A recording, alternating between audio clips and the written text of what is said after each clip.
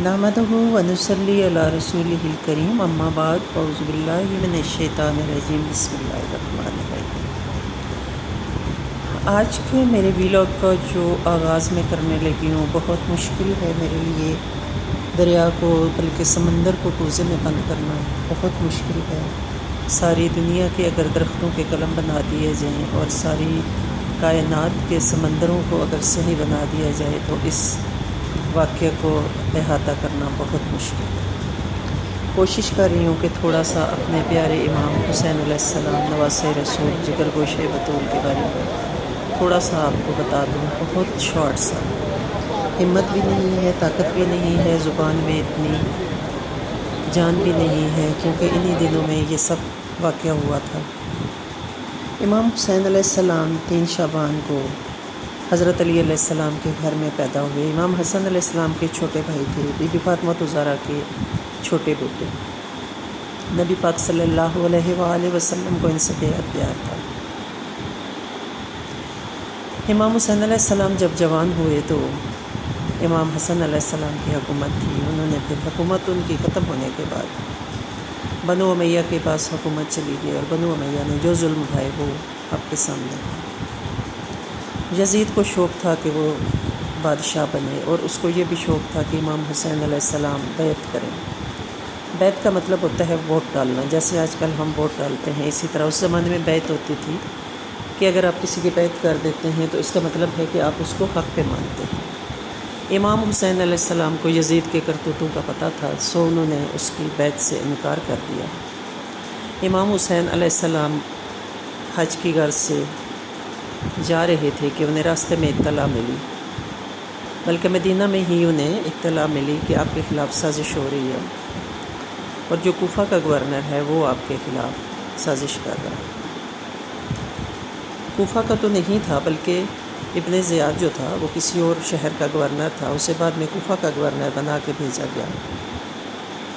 کوفہ والوں نے انہیں اپنے اعتماد میں لیا اور کہا کہ آپ آ جائیں، ہم آپ کے ساتھی ہیں اور ہم آپ کا ساتھ دیں گے۔ یزید بے شک آپ کے خلاف ہے، لیکن ہم آپ کے ساتھ ہیں اور ہم جنگ لڑیں گے۔ امام حسین علیہ السلام کے صرف 22 ساتھی تھے، اپنے اہل و عیال کے ساتھ 72 لوگ تھے، 72، اور ابن زیاد کے پاس 22,000 کی فوج تھی۔ بعد میں یزید نے کیا کیا کہ 10,000 اور فوج بھیج دی۔ شمر ملعون کو ساتھ بھیج دیا کہ امام حسین کا سر لاؤ یا اس کی بیعت لاؤ۔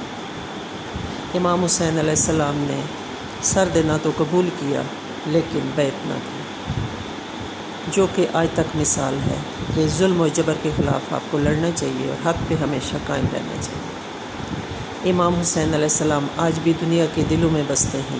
نہر فرات کا پانی ان پر بند کر دیا گیا، ان کے گھوڑوں کو، ان کے جانوروں کو پانی نہ دیا۔ 3 دن کے پیاسے حضرت امام حسین علیہ السلام اور چھوٹے بچے حضرت علی اصغر، جوان حضرت قاسم، حضرت علی اکبر، سب کو شہید کر دیا گیا۔ بی بی زینب سلام اللہ علیہ امام حسین علیہ السلام کی بہن تھی، جنہیں یزید نے اپنے دربار میں پیش کرنے کا حکم دیا، لیکن وہ انتہائی نڈر تھیں اور حضرت علی علیہ السلام کے لب و لہجہ میں انہوں نے اپنی تقریر کی۔ سبھی جانتے ہیں کہ واقعہ کربلا کیا تھا۔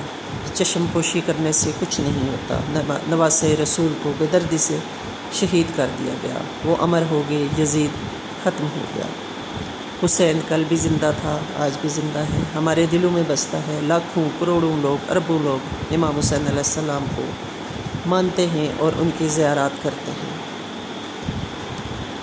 اللہ پاک ہمیں بھی ان غم کے دنوں میں انہیں بہت یاد کرنے کی توفیق عطا کرے، اور اللہ تعالی ہمیں بھی ہمیشہ ظلم و بربریت کے خلاف لڑنے کی توفیق عطا کرے۔ منافقت سے اللہ پاک ہمیں دور کرے۔